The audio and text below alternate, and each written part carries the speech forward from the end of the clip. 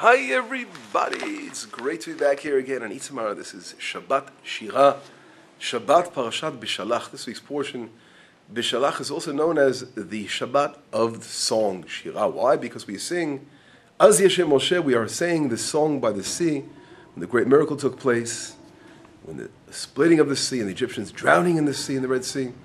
And this is a very special Shabbat where we say that this week's portion. And we have also our Jewish law, Halacha, which says that every day when we say the Shirat Hayam, we must always be happy when we sing it, to recall as if we're leaving Egypt and we're finally reaching the finale of the salvation of leaving Egypt when the Egyptians are falling in the sea. Because don't forget, the Jewish people were slaves and they were always worried, always looking over their backs. Maybe these enemies are going to come back and pull us back to the land of Egypt and enslave us again.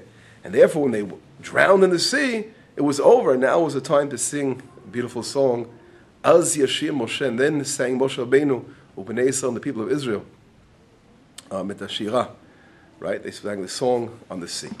But this week's portion, of course, is huge, and we can spend over years just discussing the verses, talking about this song, and talking about many things around the portion. I want to focus on one particular insight. Sometimes it's good to take one insight and get that message across, bring it in our hearts, and let's apply it. So I think this is an important insight. It really begins in last week's portion, if we look in chapter 12, or 11 really, in verse number 1. And God is commanding, in chapter 11, in verse number 1, in last week's portion, God is saying like this. He's saying to Moshe Rabbeinu, only have one more plague to bring upon the Egyptians, and then he's going to let you out, he's going to throw you all out. And then he says in verse number 2, speak to the heirs of the nation and say to them, and it uses the word daber na, request, make sure, ask them to do this, right? Apparently they didn't want to do it, without being coerced to be doing it. Make sure that they tell the Egyptians, their neighbors, to give them the vessels of gold and silver, etc. And they'll be taking this is the spoils of Egypt that the Jewish people took out. They were loading up themselves with spoils of Egypt when they left Egypt. And this is something that we don't usually pay attention to, but it's a very, very stressed, it's very emphasized here in the Torah. And right away Rashi says, what was the reason that the Jewish people had to take, the spoils of the Egyptians out? And Rashi says on the spot, he says like this, Ein na ele lashon bakasha. When God says to Moshe Rabbeinu, it says, speak na, using the word in Hebrew, nun aleph refers to a bakasha, meaning begging them to do this. Bevakasha mimcha, please, hiziram al kach, shelo yomar oto tzadik Avram. Now why? Why was it so important to take the spoils of Egypt? So they will not say, oto tzadik Avram v'ivdum v'avadum v'inu otam kiyem behem, v'achrei chen yetzu b'rechush gadol lo kiyem behem. Which means, he brings down the Talmud in the tractate of Brachot. It doesn't say, so they shouldn't say the world. And when God says to Abraham, your children will be enslaved so and so many amount of years, and that took place, but afterwards he goes, and they will leave the land of Egypt with the great spoils, that wouldn't take place. So therefore, in order to fulfill the promise to Abraham, that they will leave the land with spoils, God made sure that Moshe Rabbeinu reminded the Jewish people of Israel that they must take the spoils out of Egypt in order to fulfill the verse of Abraham over here.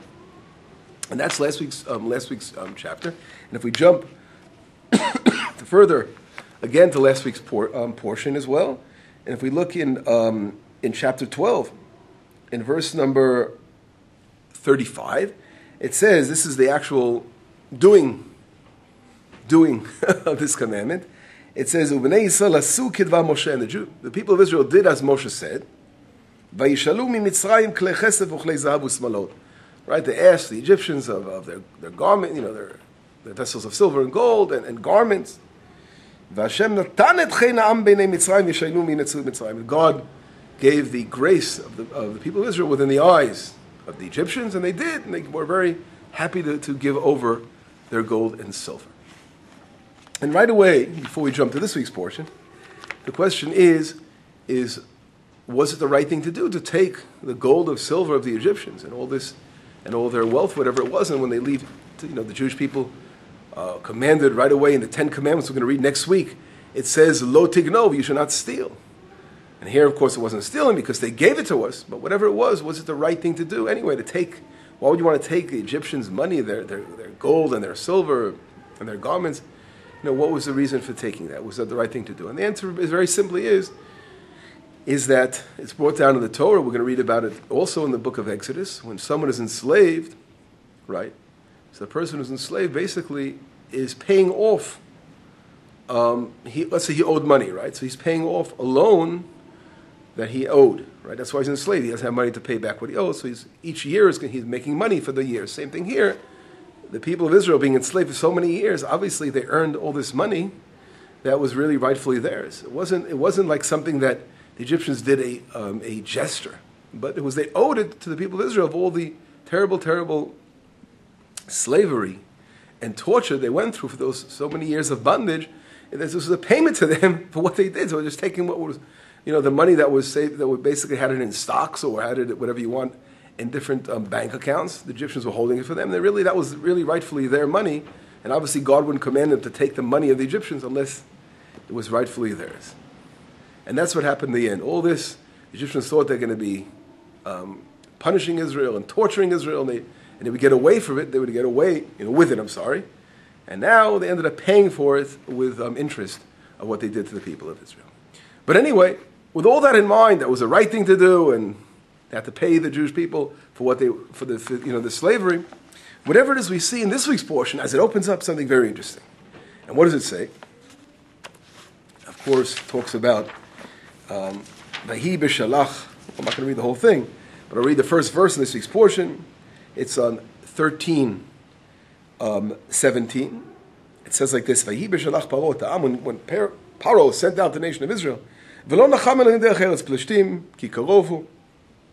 Anyway, it talks about the route of how they went.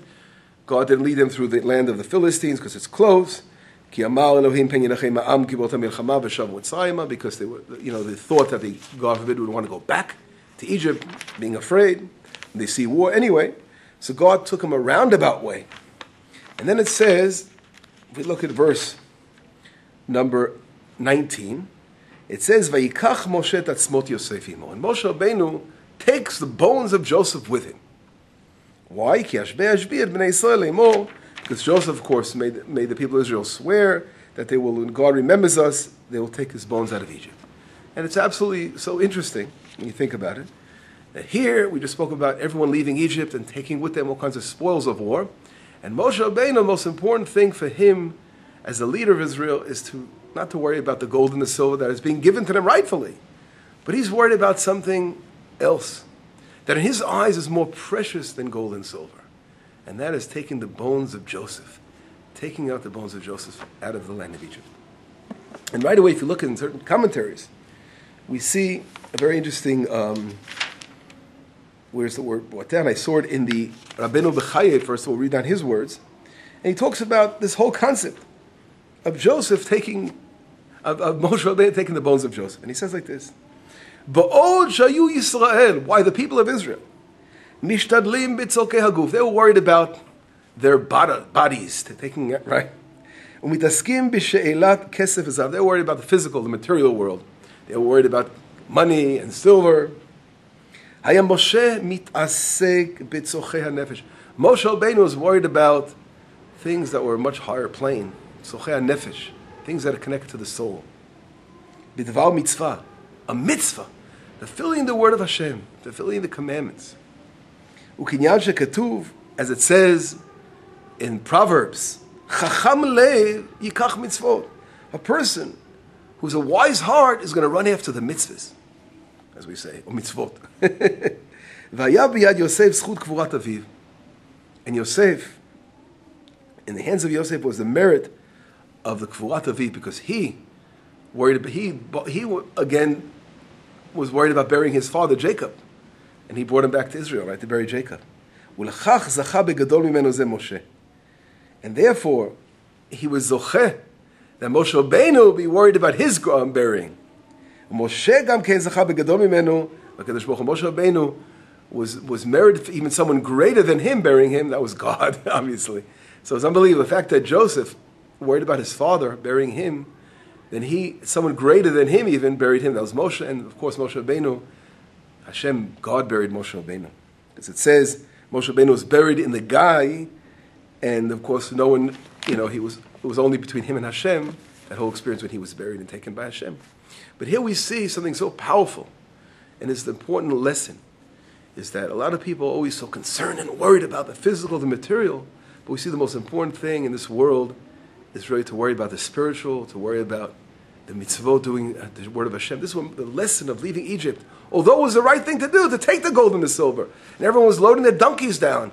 But think about Moshe Rabbeinu having all these, this whole casket, this aron, as we say in Hebrew, taking the bones of Joseph. He could have put a lot of gold and silver in that casket, right? But he took the bones of Joseph because that was doing the mitzvah, and that was really more interested. He was more interested in doing anything else. Only 2 weeks ago, I was at a funeral in Israel. Something very sudden. A friend of mine called me up from the States, and he said that this man that he was very close to passed away, and he was a real righteous person. He said he's being buried in Israel, and he called me up and he asked us, to come and right away to honor someone. I came down to the funeral, and at the funeral, my friends spoke and others spoke about this great man. Who's this great man? This man his whole life was doing kindness, love and kindness to other people. For example, he would marry one of his children. He said, "Wait a second, here I'm marrying one of my children. There are those who don't have the money to marry off their children." So he would give money to marry the children in Israel. Every time he made a wedding for one of his children, he would make a wedding for a couple in Israel that didn't have the money to make the wedding. He was very involved in every year on the Passover holiday of helping people with the projects. The Pesach project we call helping, food packages to different families. He himself would give money, help raise the money. This great righteous person taught us, again, this is what the lesson I was taught at his funeral, was that what does he take with him to the world? To come, he's not taking with him this gold and silver that he amassed in this world, but he's taking with him those good deeds that he did in this world. And that's really the lesson here of Moshe Rabbeinu with the bones of Joseph, is that he's taking these bones, and what is a bone? A bone, it seems like nothing. What is it left? It's where the body's gone already. The person passed away, right? No, you're saying no. This. It's hinting to the fact that the most important thing is not the body, the physical, but the spiritual. That's the most important thing. That's the most important thing in this world, is to focus on the spiritual realm. Obviously, we have bringing that spiritual realm down to this world. In this world, we got to bring God down to this world by doing His commandments, and that is really the gold and silver that we take with us to the world to come, and not, of course, the physical, which is something that goes and passes.